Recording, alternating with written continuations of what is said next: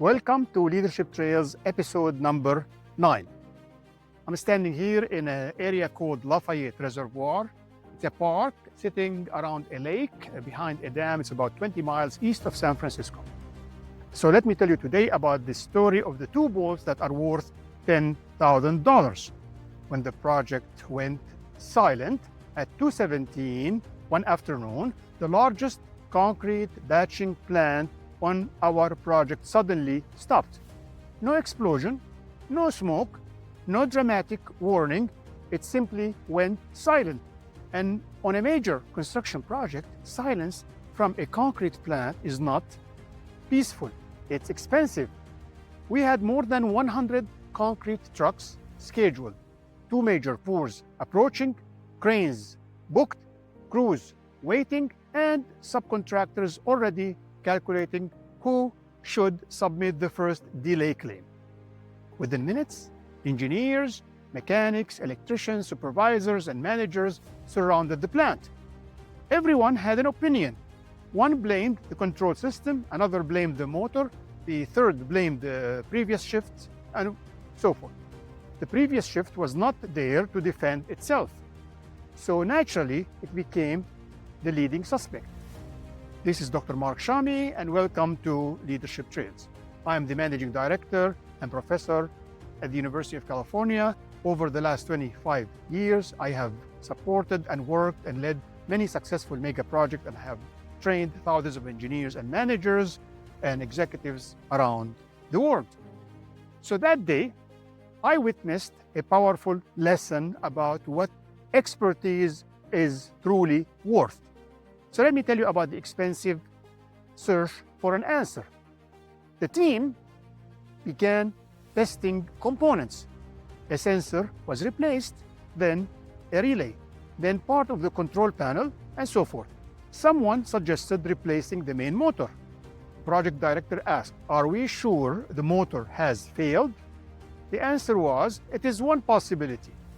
In construction, one possibility often means we do not know, but this component is expensive enough to blame. By the next morning, the plant was still silent. The concrete pour had been postponed, crews were waiting, trucks were being rescheduled, and so forth. Every hour created another coordination meeting, and every meeting created 3 more opinions. One manager even produced a 20-slide presentation explaining why the plant had stopped, as normal. Unfortunately, the plant did not appear impressed. The project director finally asked, "Who knows that equipment better than anyone?"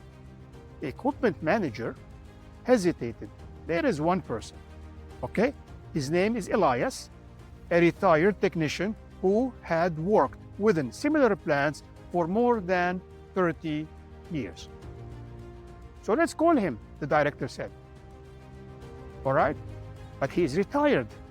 Call him. He does not answer before 10 in the morning." Okay, so we have to deal with that situation. At that point, 10 in the morning sounded like an excellent emergency response time.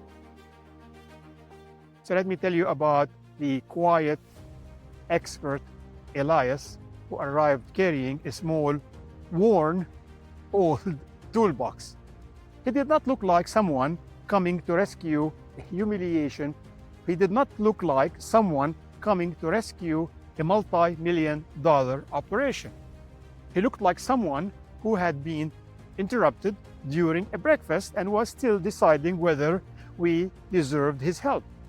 So the engineers surrounded him and began explaining everything they had tested. Elias listened quietly. He did not interrupt. He did not ask for any presentation. He placed his hand on the equipment frame and asked the operator to start the plant. He was a very practical guy, okay?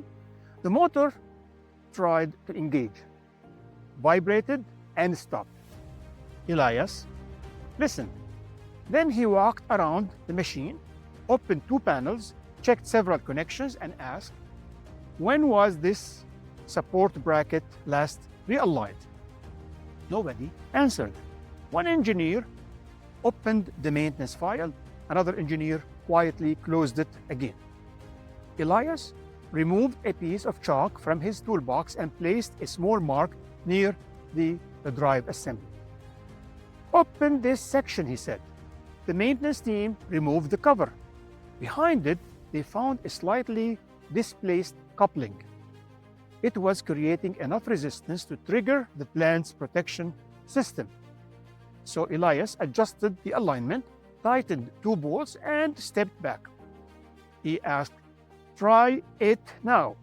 The operator pressed the button. The motor turned. The conveyor moved. The batching plant came back to life. Everybody was surprised. For a few seconds, nobody spoke.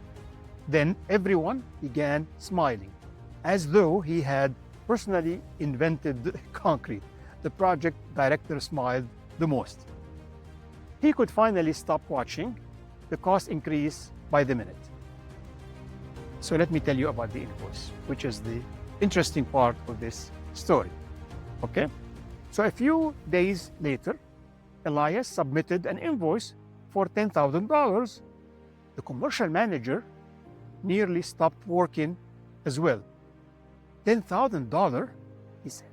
He was here for less than 2 hours. He tightened 2 bolts. He requested a detailed invoice. Okay?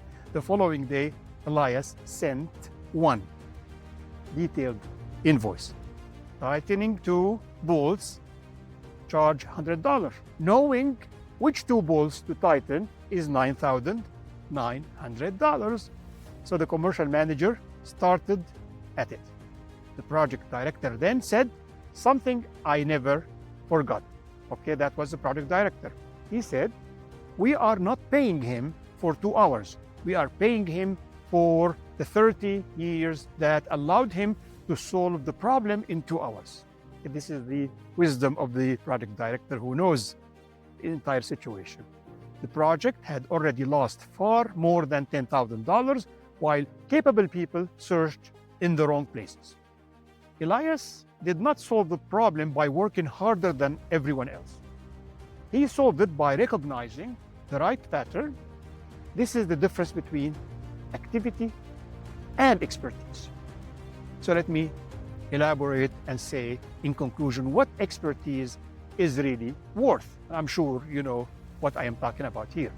This story reflects a widely shared engineering parable about an expert who charges very little for the physical repair, but charges almost everything for knowing exactly where to act. It also connects with the Harvard Business Review discussion. The best leaders are also technical experts. The lesson is that deep knowledge of the actual work enables people to recognize patterns, diagnose problems, challenge assumptions, and make better decisions. Experience is not simply the number of years someone has worked. It is the collection of failures, patterns recognized, mistakes survived, and lessons remembered. Sometimes younger professionals watch an expert solve a problem quickly and think that looked easy. It looked easy because the expert had already completed the difficult part over many years. So never judge expertise only by how long the final task takes.